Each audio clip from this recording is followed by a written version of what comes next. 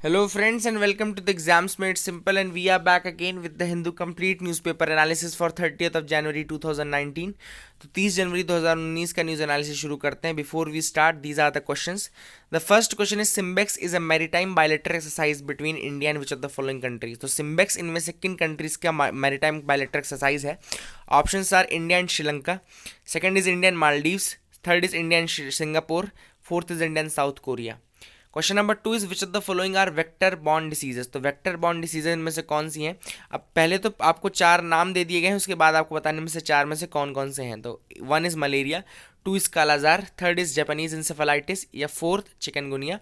You have to select the correct code. Options are 1 2 3, B is 2 3 4, C is 1 3 4, या D 1 2 3 4. Question number 3 is supreme court judgment in NALSA versus union of India is concern with. तो supreme court ने judgment दिया था NALSA versus union of India case में, तो वो किससे concern करता है? Options are transgender, triple talaq, section 377, या right to privacy. Okay, so these are the three questions for you. Please do try to answer these questions in the comment section below. Now let's move to the news analysis part, friends. The first news is regarding George Fernandez passing away. तो George Fernandes जी की death हो गई है and he was the 1970s socialist leader.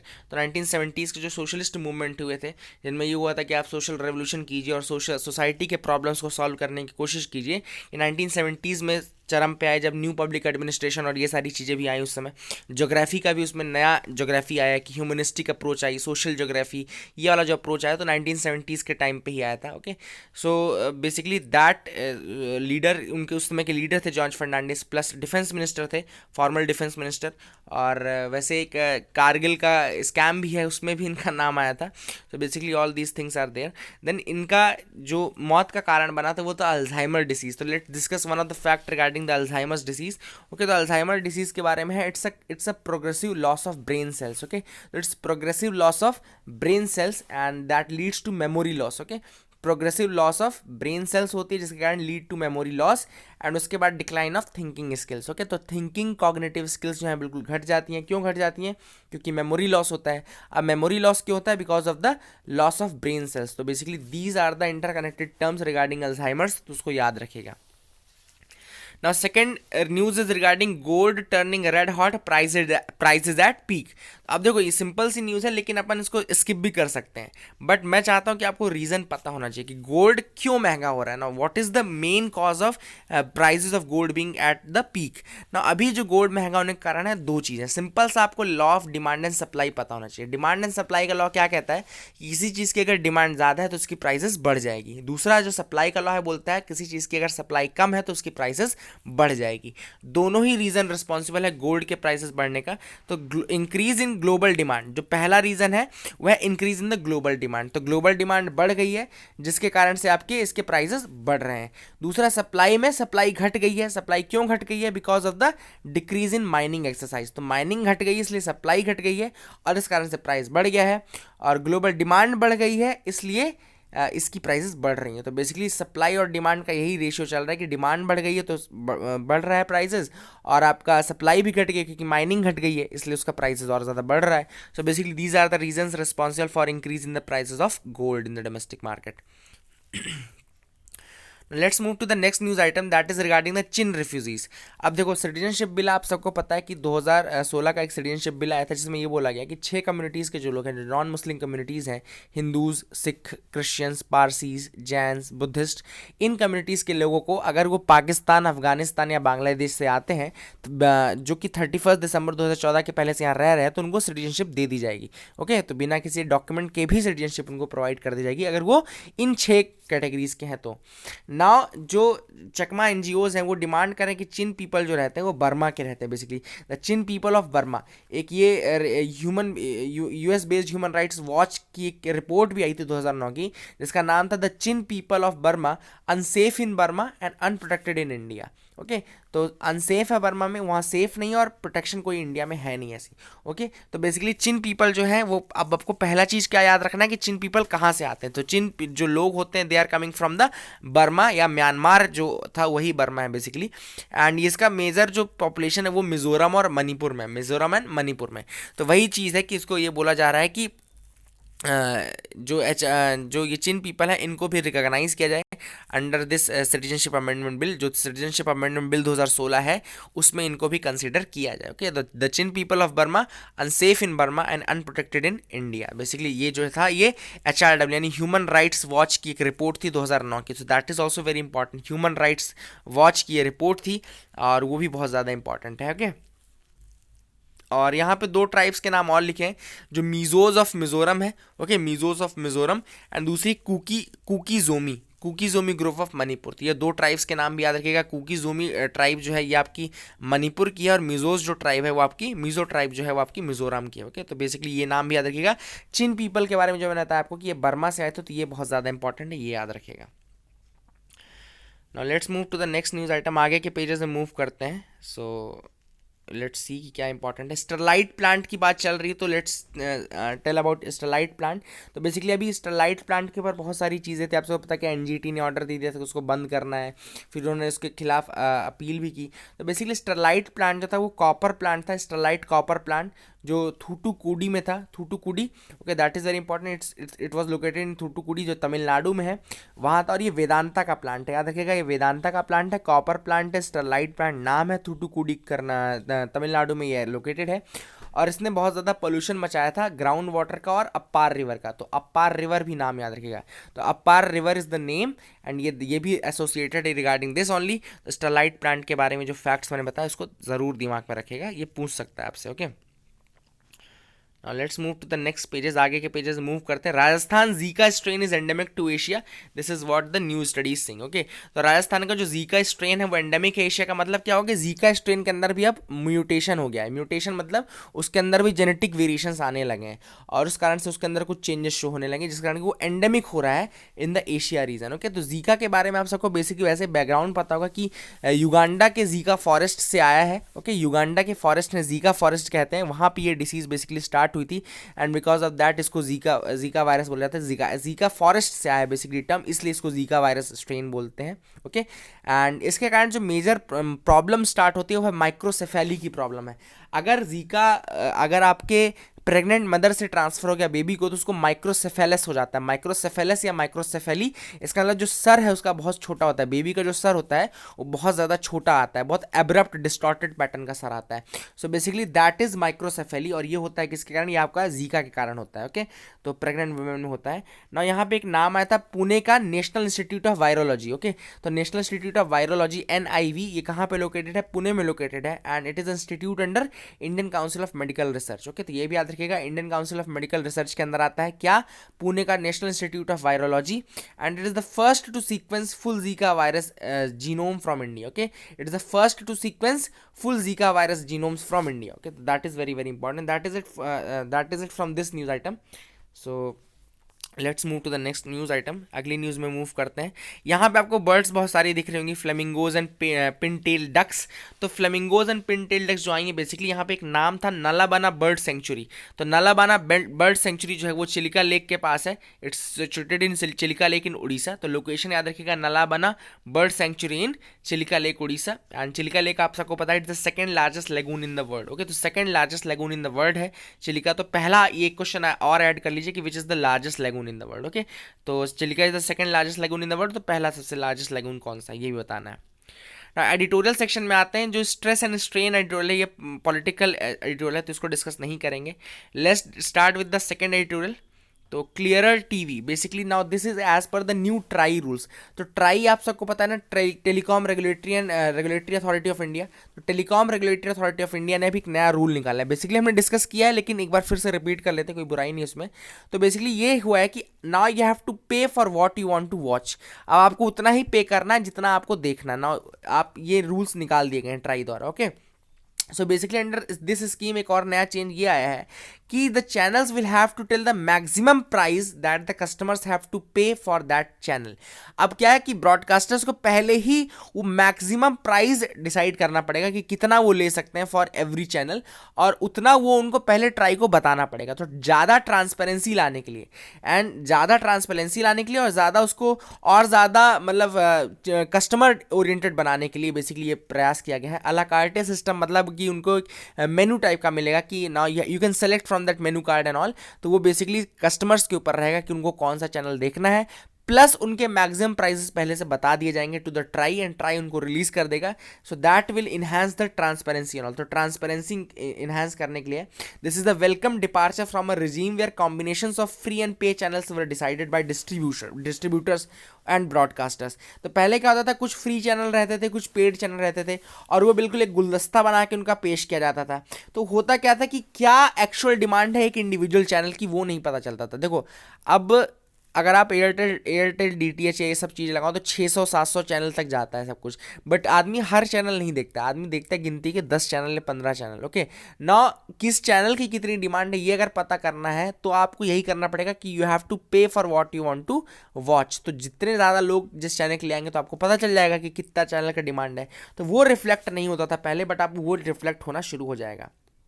Okay एक और चीज़ ये है, इससे सबसे बड़ी बात ये है कि distributors including cable and DTH platforms advertisers should welcome this order. क्यों ऐसा करना चाहिए? क्योंकि यहाँ से प्राइस डिस्कवरी हो रही है, सबसे बड़ी बात प्राइस डिस्कवरी हो रही है। और जो कि इन्फ्लेटेड क्लेम्स होते थे जो सब्सक्राइबर बेस के, और जो बोलते थे कि बहुत ज़्यादा, तो वो भी अब पहले से दूर हो जाएगा। क्यों? क्योंकि प्राइजेस पहले डिस्क्लोज करनी पड़ जाएंगी, और जब वो डिस्क्लोज हो जाएंगी तो उसके बाद फिर उसमें ट्रांसपेरेंसी रहेगी, कोई दिक्कत नहीं है ना। जो OTT प्लेटफॉर्म्स होते हैं जिनको ओवर द टॉप प्लेटफॉर्म्स बोलते हैं, यानी कि Netflix, Amazon and all, they will not be under this new changes. Okay तो उनको इस चेंजेस के अंदर नहीं इंक्लूड किया गया, ये याद रखिएगा। TRAI had made it very clear that these broadcasters these rules will not apply to OTT platforms. ये ओवर द टॉप प्लेटफॉर्म्स है, इनमें अप्लाई नहीं होगा, एप्लीकेबल नहीं होगा। So that is very important. ये सारे फैक्ट्स अगर आप याद रखेंगे तो आपको अब क्वेश्चन बन जाएगा।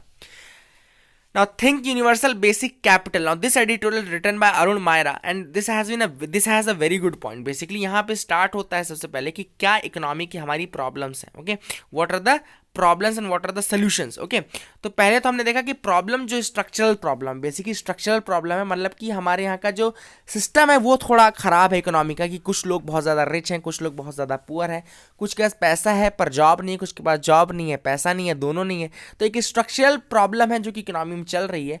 और लैंडलेस लेबरर्स हैं जो कि मतलब लैंड नहीं है पर दूसरे के लैंड में काम कर रहे हैं, गरीबी में जी रहे हैं, किसी तरीके से पॉवर्टी में जी रहे हैं। ओके एंड बेसिकली ये सारी चीज़ें जो जॉब सिक्योरिटी नहीं है, सोशल सिक्योरिटी नहीं है, ये सारी हमारी स्ट्रक्चरल प्रॉब्लम्स हैं।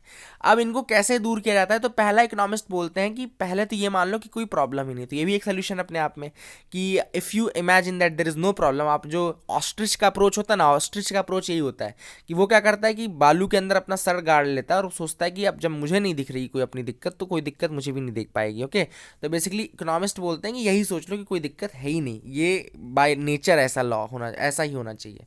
दूसरा ये है कि प्राइवेटाइजेशन कर दो। कुछ लोग बोलते हैं कि सारा सोल्यूशन प्राइवेटाइजेशन में छुपा हुआ है, आप हर चीज़ का प्राइवेटाइजेशन कर दो और देखो सोल्यूशन मिल जाएगा, तो ये भी एक कुछ लोग बोलते हैं।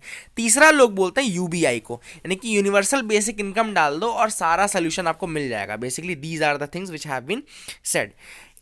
अब ऑथर जो स्टार्ट करता है बेसिकली सबसे पहला पॉइंट उठाता है कि पॉवर्टी का। सबसे बड़ी बात यह है कि पॉवर्टी बहुत ज़्यादा अपने कंट्री में थी, जो कि स्टैटिस्टिकली अगर आप देखें तो पॉवर्टी थोड़ा रिड्यूस होना शुरू हो गई है। ओके पॉवर्टी थोड़ा रिड्यूस शुरू हो गई है, लेकिन ऑथर का ये मानना है कि more has to be done in the field of education and health care. ठीक है, पॉवर्टी एक प्रॉब्लम बहुत बड़ी थी जो कि थोड़ा थोड़ा कम होना शुरू हो गई है, but then also health care problem एक बड़ी प्रॉब्लम है, और एजुकेशन भी एक बड़ी समस्या है जिसमें बहुत ज़्यादा माइल्स हमें चलने की ज़रूरत है। अब हम जॉब सिक्योरिटी की बात तो हमने की, सोशल सिक्योरिटी की हमने बात की। ऑथर ने सबसे बड़ा पॉइंट ये उठाया कि recently a push has been given to the industrial revolution 4.0। अभी अगर आप देखें रिसेंटली तो बहुत ज़्यादा पुश दिया गया है इंडस्ट्रियल रेवोल्यूशन 4.0 को, यानी कि फोर्थ इंडस्ट्रियल रेवोल्यूशन को, जिसमें आर्टिफिशियल इंटेलिजेंस आएगी और ह्यूमन वर्कफोर्स को ऐसा बोला जाता है कि रिप्लेस कर देगी। तो बेसिकली उस कारण से क्या हो रहा है कि जॉब्स और ज़्यादा कम होने वाली हैं। ओके तो जॉब और ज़्यादा कम होने ही वाली है, ये सारी चीज़ भी समस्याएँ हैं ना। ऑथर जो बोलता है कि सबसे पहले आप सोच रहे हो कि यूनिवर्सल बेसिक इनकम एक बहुत बड़ी सोल्यूशन है, और उसके बहुत सारे प्रपोनेंट्स हैं जो बोलते हैं कि अगर आप ये सारी चीज़ें लाओ तो बहुत सारी समस्याएं जो समाज की हैं, कि जो लोग कुछ नहीं कमा पा रहे हैं, जो लोग अपने लिए कुछ काम नहीं कर पा रहे हैं, वो काम करने लगेंगे और उनको कुछ रोज़गार मिल जाएगा, उनको एक तरीके से पैसे मिल जाएंगे, तो वो अगर मंथली इनकम मिलती है तो वो कुछ काम कर पाएंगे। ओके अब देखो सबसे पहली बात यह कि जो ऑथर का व्यू पॉइंट है वो ये है कि सरकार जब यूबीआई को लाएगा, सरकार जब यूनिवर्सल बेसिक इनकम लाएगी, तो वो पूरी तरीके से तो उसको लाएगी नहीं, उसको डाइल्यूट करना शुरू कर देगी। तो government will what it will do, it will start diluting this. For example, अब उन्होंने यहाँ पे एग्जांपल दिया, देखो उन्होंने एग्जांपल दी कि जो यूबीआई है ना, ये QUBRI में कन्वर्ट हो जाएगा। ओके तो वो यूबीआई नहीं प्रोवाइड करेंगे, वो QUBRI प्रोवाइड करेंगे, यानी कुबड़ी कुबड़ी तरीके से, कुबड़ी। ओके तो मैंने कुबड़ी इसलिए बोला क्योंकि कुबड़ी यानी थोड़ा डिस्टॉर्टेड फॉर्म में। ओके तो यूबीआई की जगह वो QBRI करेंगे। QBRI का फुल फॉर्म क्या लिखा है इन्होंने, quasi universal basic rural income. अब इसको क्वासी रख दिया और दूसरा रूरल इनकम लिख दिया। तो यहीं से अपने को 2 पॉइंट ये मिल जाते हैं कि एक तो गवर्नमेंट ये प्रयास करेगी कि जो लोग पुअरेस्ट ऑफ द पुअर ये उनको मिलना शुरू हो जाए, क्वासी मतलब बहुत कम लोगों को, पुअर में भी कुछ छटे हुए पुअर को। फिर दूसरी ये रूरल इनकम की तरह काम करने लगेंगे, मतलब कि ये जो अर्बन थोड़ा कम पुअर लेबर्स हैं उनको नहीं मिलेगी, ये जो रूरल पुअर्स हैं केवल उनको ज़्यादा देने लगेंगे। मतलब जो सेंटर प्रपोज करता है, जो गवर्नमेंट प्रपोज कर रही है, वो इसका थोड़ा मतलब समझ लो 1/4 वर्जन है। QUBRI मतलब quasi universal basic rural income. Okay मतलब पूरा तरीके से यूनिवर्सल नहीं है, बस बेसिक रूरल इनकम है। एक तरीके से जो लैंडलेस लेबरर्स जो गांव के हैं उनको तो मिल रही है, लेकिन जो लैंडलेस लेबरर्स यहाँ के आपके शहर के हैं और जो थोड़ा सा ज़्यादा बस कमा रहे हैं इनके अपेक्षा में, बट उनको नहीं दी जाएगी। तो सबसे पहली बात कि ये आप बोल सकते हो कि ये थोड़ा फ्रेंडली नहीं है, ये पुअर फ्रेंडली इतना ज़्यादा नहीं है, और मॉरली भी ये सही नहीं कि गरीब तो गरीब होता है, थोड़ा ज़्यादा गरीब थोड़ा कम गरीब क्या होता है, मॉरली भी ये करेक्ट नहीं है। Okay then it will not cover the masses of urban poor. Okay तो जैसा मैंने बताया कि अर्बन पुअर को ये इंक्लूड नहीं करेगा, so that is another big problem in this. तो what the author suggest finally is that a UBC। Okay तो universal basic capital is the thing that the author suggest. तो author का suggestion क्या है, UBC है suggestion, और UBC से बहुत सारी चीज़ें दूर की जाती हैं, स्ट्रक्चरल प्रॉब्लम्स जो इकोनॉमिक है, जो इक्वालिटी है उसको बहुत ज़्यादा लाया जा सकता है। तो ऑथर ने पहले तो यहाँ पे पॉइंट उठाया था, आपका इनइक्वालिटी का भी पॉइंट उठाया था। ओके कि इनइक्वालिटी बहुत ज़्यादा है, एंड हमको और बहुत सारी बेसिक चीज़ें हैं जो कि सॉल्व करने की ज़रूरत है, जैसे कि जस्टिस है, बेसिक एजुकेशन, हेल्थ है, पब्लिक सेफ्टी है, वो भी हमको सुधारने की ज़रूरत है। ओके एंड इनइक्वालिटी जो है वो अभी भी बहुत ज़्यादा सोसाइटी में कि rich is getting richer and poor is getting poorer, ऐसा भी हम बोलते हैं। तो ऑथर का कहना है कि आप UBC लाओ इंस्टेड ऑफ UBI, यानी कि यूनिवर्सल बेसिक इनकम, या फिर QUBRI जो कि गवर्नमेंट प्रपोज करती है, उसकी जगह आप UBC लाओ, यानी यूनिवर्सल बेसिक कैपिटल। अब जब कैपिटल आ जाता है टर्म, तो कैपिटल टर्म आपने देखा होगा कि ये शेयर को, वेल्थ को, या फिर इन्वेस्टमेंट को इंडिकेट करता है। ओके तो कैपिटल इज द टर्म जो कि किसको इंडिकेट करता है, शेयर, वेल्थ या इन्वेस्टमेंट को। तो वही चीज़ है कि जैसे आपने किसी को शेयर मार्केट में दे दिए पैसे, इंडिविजुअल्स को आप शेयर मार्केट, स्टॉक मार्केट और इन सब जगह पे आप instead of giving them direct money, आप ऑनलाइन ट्रांसफर करने की बजाय उनको कैपिटल इन्वेस्ट प्रोवाइड करो, कैपिटल प्रोवाइड करो, ताकि वो अपने बिजनेस को और ज़्यादा बढ़ा सकें, अपने एंटरप्रेन्योर्स बन सके, अपने आप में कंपनीज चला सकें। बेसिकली ये एम है, और यही डिविडेंड सारे सिटीजन्स को मिलना चाहिए। ओके अब ऑथर ने 3 सजेशन दिए हैं ना, to conclude 3 better solutions are there, जो कि एक ज़्यादा इक्विटेबल रिजीम बनाएंगे, ज़्यादा इक्विटेबल एक एटमॉस्फेयर प्रोवाइड करेंगे। पहला है focus on building state capacity beginning with implementation of the recommendation of second ARC। तो सेकंड ARC की जो रिकमेंडेशन है उसको फॉलो करिए, और capacity building, state capacity building मतलब स्टेट को ज़्यादा आप इन्हांस करिए, फाइनेंशियली मजबूत कराइए और इंफ्रास्ट्रक्चर प्रोवाइड करिए। तो ये कुछ सजेशन है जो कि सेकंड ARC यानी कि सेकंड एडमिनिस्ट्रेटिव रिफॉर्म कमीशन दिए थे, उनको आप फॉलो करिए। तो ये एक इकोनॉमिकली जो स्ट्रक्चरल प्रॉब्लम्स को दूर करेगा। सेकंड है strengthen the missing middle class situation for aggregation of enterprises. Okay तो अब ये सबसे बड़ी बात है कि मिडिल क्लास बहुत ज़्यादा इंपॉर्टेंट है, जो कि जब कैपिटलिज्म आया उसके बाद मिडिल क्लास बनी। देखो कैपिटलिज्म आने के बाद ही मिडिल क्लास बनी। अब ज़रूरत है कि इस मिडिल क्लास को थोड़ा स्ट्रॉन्ग किया जाए, तो उससे भी इकोनॉमी की जो स्ट्रक्चरल प्रॉब्लम्स है, समस्याएं हैं, जॉबलेसनेस है, ये थोड़ा कम होगी। थर्ड ये है कि यूबीआई को UBC जैसे नया आइडिया आया, उस तरीके के नए आइडियाज़ लाओ UBC को, और UBC के आइडियाज़ लाओ, यानी कि यूनिवर्सल बेसिक कैपिटल के आइडियाज़ लाओ, ना कि यूनिवर्सल बेसिक इनकम के। तो ये कुछ सजेशंस थे। आई होप आपको आइडियल समझ में आया होगा, एग्जिस्ट समझ में आ गई होगी। ओके अब Gandhi and Socratic art of dying, basically इन दोनों, इस आर्टिकल में पूरा अभी गांधी जी की actually 71st anniversary, death anniversary है, अब डेथ हुई थी यहाँ पे, डेथ का भी बहुत ज़्यादा अच्छा ग्लोरिफिकेशन किया गया इस आर्टिकल में। ग्लोरिफिकेशन ऑफ डेथ मतलब गांधी जी किस चीज़ के लिए मरने के लिए तैयार थे, किस चीज़ के लिए वो तब तक लड़ सकते थे जब तक कि वो, मतलब कि अगर आप उनकी अंतिम सांस भी ले लो तब तक भी वो उस चीज़ के लिए लड़ेंगे। बेसिकली ये इस आर्टिकल में दिखाया गया है। यहाँ पर उनको कंपेयर किया गया है सोक्रेटिस से, यानी कि सुकरात, जिसको हिंदी में सुकरात हम बोलते हैं, सोक्रेटिस इंग्लिश में बोलते हैं।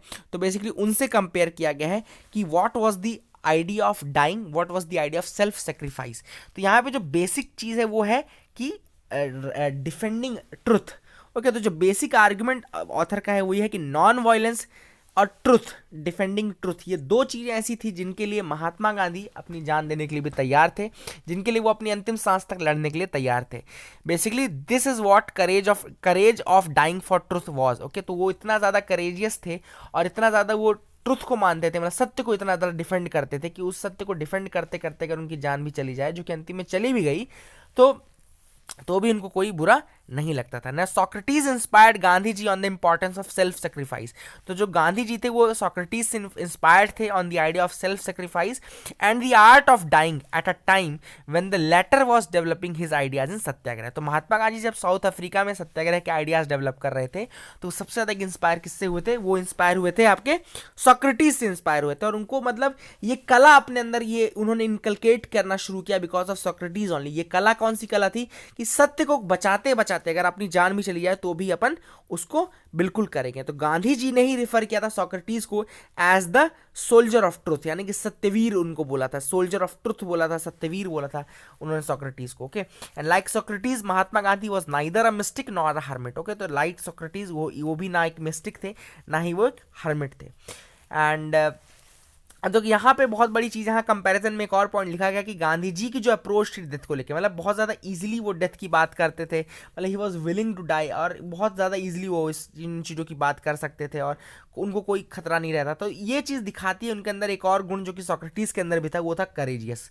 वो करेजियस बहुत ज़्यादा थे। Okay, and Gandhi ji believed that when fighting injustice, जब आप इनजस्टिस से फाइट कर रहे हो, then the actor must not only have the courage of his or her opinions but also be ready to give his life for that cause। तो अगर आपको पता है कि आप सही चीज़ के लिए लड़ रहे हो, आप इनजस्टिस के अगेंस्ट लड़ रहे हो, तो उस कॉज के लिए अगर आपकी जान भी चली जाए तो भी आपको उसके लिए रेडी रहना पड़ेगा। ये गांधी जी ने कहा था और ये चीज़ दिखाता है कि कितनी ज़्यादा करेज थी इस आदमी के अंदर। Okay, and satyagraha implied the willingness to accept not only suffering but also death. तो इन्होंने कहा कि सत्याग्रह जब आप एक्सेप्ट करते हो तो आप केवल और केवल दुख और दर्द या सफरिंग्स को नहीं एक्सेप्ट करते हो, आप उसके साथ साथ मौत को भी एक्सेप्ट कर लेते हो। केवल उस सिद्धांत को बचाने के लिए, केवल उस प्रिंसिपल की लड़ाई लड़ते लड़ते आप उस मौत को भी गले लगाने के लिए तैयार रहते हो। This is what Gandhi ji said about satyagraha. तो ये सारी चीज़ें हैं जो कि आर्ट ऑफ डाइंग बताती हैं, मतलब he had the art of dying, और वो उन्होंने कहीं ना कहीं सॉक्रेटिस से सीखी। और 1942 का जो उनका नारा था करो या मरो, डू और डाई, तो वो भी कहीं ना कहीं दिखाता है कि ये सारी चीज़ें भी वहाँ पे थी। ओके, तो दैट वाज द थिंग। तो ये सारी चीज़ें थी जिसमें अपन ने डिस्कस किया, थोड़ा इंटेलेक्चुअल एडिटोरियल था, और सॉक्रेटिस से गांधी जी का कंपैरिजन और किस तरह से उनको आर्ट ऑफ डाइंग आने लगी थी, ये हमने यहाँ पे देख लिया। So let's move to the next news item. आगे के एडिटोरियल्स में मूव करते हैं, देखते क्या इंपॉर्टेंट है। Why no experts on RTI panels. Now supreme court ने एक बहुत सिंपल सा फंडा पूछा है कि आरटीआई सबको पता है राइट टू इन्फॉर्मेशन है। अब 2005 के जब ये एक्ट आया राइट टू इन्फॉर्मेशन का, उसमें एक बॉडी बनाएगी सीआईसी, यानी कि चीफ इन्फॉर्मेशन कमीशन बनाया गया। चीफ इन्फॉर्मेशन कमीशन के अंदर एक चीफ इन्फॉर्मेशन कमिश्नर होता है plus not more than 10 information commissioners, तो 10 से ज़्यादा इन्फॉर्मेशन कमिश्नर्स नहीं हो सकते।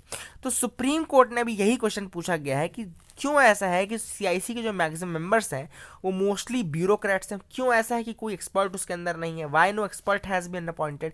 सो यही सवाल है जो कि पूछे गए हैं। एक अच्छा सवाल है, ये पूछा जा सकता है आपके मेंस में, इसलिए मैंने इसको डिस्कस कर लिया। थोड़ा सा आप इसको और देखिए, इसके बारे में और कंटेंट देखिए, और वही सवाल है, इसके जवाब अगर आएंगे तो मैं आपको ज़रूर बताऊंगा, नहीं आएंगे तो अपने से ढूंढ के बताऊंगा। ओके, तो अगर आपको नहीं आता तो आप प्लीज़ मुझसे पूछिए, मैं आपको बता दूंगा। ओके, सो ये अच्छा एडिटोरियल डिस्कशन अच्छा हो सकता है इसमें। अगर आपके दिमाग में अगर कोई पॉइंट हो कि और किस तरीके से आप अच्छी कर सकते हैं राइट टू इन्फॉर्मेशन की वर्किंग हो, क्योंकि इसके ऊपर आरटीआई के ऊपर एक केस स्टडी आई थी 2017 में, तो ऐसा पूछ सकता है, कभी भी पूछ सकता है कि what else can be done to improve the condition of your RTI and all. तो उसमें ज़रूर अपने पॉइंट आप दीजिए, एक अच्छा डिस्कशन हो जाएगा, तो आप इसमें ज़रूर कमेंट करिएगा। Okay, now let's move to the next news item. यहाँ पे यूएस अपनी ट्रूप्स को विड्रॉ कर रहा है, तो इसमें ज़्यादा कोई न्यूज़ ऐसी है नहीं। वेनेजुएला क्राइसिस हमने देख ली कि वहाँ पे जो पब्लिक प्रोग्राम्स थे वो बिल्कुल एक तरह से डिटरेट हो गए, लोग भी खुश नहीं है। वहाँ की जो इन्फ्लेशन है बहुत ज़्यादा 10 मिलियन % तक बढ़ गई थी, प्लस उसका 90% पॉपुलेशन वेनेजुएला के जो है वो आपकी बिलो पॉवर्टी लाइन आ गई। तो ये सारे जो वहाँ पे है वो इशूज़ चल रहे हैं, मुद्दे चल रहे हैं, जिसके कारण कि वहाँ के जो स्टैब्लिश्ड प्रेसिडेंट थे उनको हटाया गया, हटाने की बात चल रही थी, और नए आपके प्रेसिडेंट आने की बात कर रहे थे। अमेरिका और यूरोप जैसी कंट्रीज थी, उन्होंने निकोलस मदुरो के खिलाफ आवाज़ उठा दी थी। Okay, so these are the things which happened. Now Suman Kumari is Pakistan first Hindu women जज। तो Suman Kumari is the first Pakistan first Hindu women जज, सुमन कुमारी, याद रखेगा। एंड ये ज़्यादा इंपॉर्टेंट न्यूज़ आइटम है, फैक्ट तो है ही लेकिन इंपॉर्टेंट है। एनसीएलटी के बारे में आपको मैं कई बार बता चुका हूँ, और फिर बता देता हूँ। बेसिकली एनसीएलटी का काम आता है आपकी इंसॉल्वेंसी एंड बैंक्रप्सी कोड में। इंसॉल्वेंसी एंड बैंक्रप्सी कोड में आपका इंसॉल्वेंसी के केसेस जब कंपनीज रेलिवेंट हो, यानी कि कंपनीज का जब इंसॉल्वेंसी का काम चल रहा हो या लिक्विडेशन का काम चल रहा हो, तो उस समय आपने कौन सी चीज़ न्यूज़ में आती, कौन सी चीज़ इंपॉर्टेंट आती है? NCLT. NCLT basically companies act 2013 में मेंशन्ड है, और इसको रिकमेंड करने वाली जो कमेटी थी वो थी जस्टिस इरादी कमेटी। ओके, तो इरादी कमेटी थी, इरादी कमेटी, जो भी पढ़ना आपको पढ़ लीजिए। इरादी कमेटी वही रिस्पॉन्सिबल थी for the recommendation of this NCLT. It comes under companies act of 2013, and appellate body जो एनसीएलटी के वो है एनसीएलएटी, यानी कि एपिलेट ट्रिब्यूनल। ओके, तो एनसीएलएटी अगर कर देंगे तो इसकी आपकी एपिलेट बॉडी है।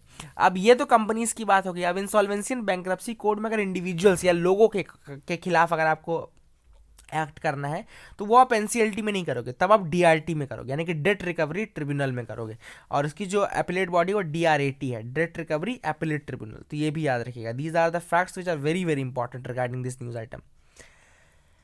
FMCG sector to clock the double digit growth. Basically कहा जा रहा है कि जो एफएमसीजी सेक्टर है कि फास्ट मूविंग कंज्यूमर गुड्स, तो फास्ट मूविंग कंज्यूमर गुड्स से मतलब आया मार्केट में चला गया, जैसे बिस्किट्स आ गई या आपके फूड प्रोडक्ट्स आ गए, या आपके जैसे फूड प्रोडक्ट्स मतलब जैसे कि ये पर्सनल केयर के हो गए, होम केयर के हो गए, फूड के हो गए। तो ये सारे जो प्रोग्राम्स हैं, जो ये सारी जो फूड या किसके अंदर आती हैं? आपके एफएमसीजी के अंदर आते हैं।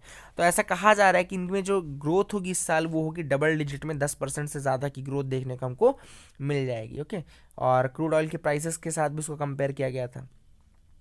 सो let's move to the next news item. आगे की न्यूज़ देख लेते हैं या नहीं, आई होप कि ना हो, लेकिन है। ओके, तो यहाँ पे नासा का सोलर प्रोब शुरू हो गया। नासा का सोलर प्रोब के बारे में हमने बताया कि इसका नाम है Parker solar probe.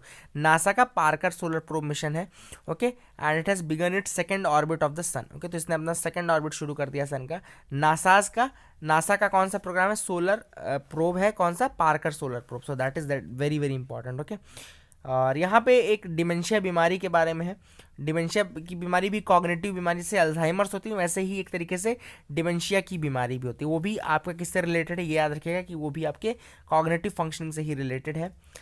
Now success for golden langur breeding project in Assam. Okay, तो गोल्डन लंगूर ब्रीडिंग जो हो रही है वो असम में हो रही है, इंडेंजर्ड कैटेगरी का है। तो गोल्डन लंगूर कंजर्वेशन प्रोजेक्ट जो है वो कहाँ पे स्टार्ट हुआ था? वो असम में स्टार्ट हुआ था। जो असम स्टेट जू है गुवाहाटी में, वहाँ पे स्टार्ट हुआ था 2011-12 के फिस्कल ईयर में, गोल्डन लंगूर। ओके, अब it is funded by the central zoo authority. कौन फंड करता है इसको? सेंट्रल जू अथॉरिटी इसको फंड करती है। गोल्डन लंगूर याद रखिएगा, गोल्डन लंगूर कंजर्वेशन प्रोजेक्ट, ये बहुत इंपॉर्टेंट है। असम का प्रोजेक्ट था और आपके 2011-12 में स्टार्ट हुआ था। कौन फंड कर रहा है इसको? सेंट्रल जू अथॉरिटी इसको कर रही है। And golden langur is currently endangered, इन्होंने लिख दिया करेंटली इंडेंजर्ड कैटेगरी में आता है गोल्डन लंगूर। ओके, ये बहुत ज़्यादा इंपॉर्टेंट है। 2 नाम भी थे लेकिन वो नाम मैं आपको नहीं बताऊंगा, इंपॉर्टेंट नहीं है। बट याद रखिए कि गोल्डन लंगूर जो कंजर्वेशन प्रोजेक्ट है वो कहाँ का प्रोजेक्ट है? असम का प्रोजेक्ट है, और 2011-12 में स्टार्ट हुआ था। फंड कौन कर रहा है? सेंट्रल जू अथॉरिटी फंड कर रही है। ओके, इंडेंजर्ड कैटेगरी है, ये भी बहुत इंपॉर्टेंट है। So that is it for the day friends. I hope you like that video and sorry for being late. Okay, so my best friend was getting married and I was there. Okay, and for that reason I am still here only, but फिर भी news analysis ज़रूरी है। I knew it was important. I tried a lot to make it in the morning but could not, that was not possible for me. So I am very sorry for that. So मैं last में क्यों बताना था कि आपका time waste ना हो, अगर आपको बिल्कुल I am really very sorry for that. So that is it and thanks for showing so much love to us. बहुत ज़्यादा अच्छा लगता है मुझे। मैं सिर्फ और सिर्फ यही कारण था बनाने का, because I saw your comments through out the day. I tried a lot, I wanted a lot to make that video, but that was not possible. You can understand that. I'm very sorry for that. Thank you and have a nice day.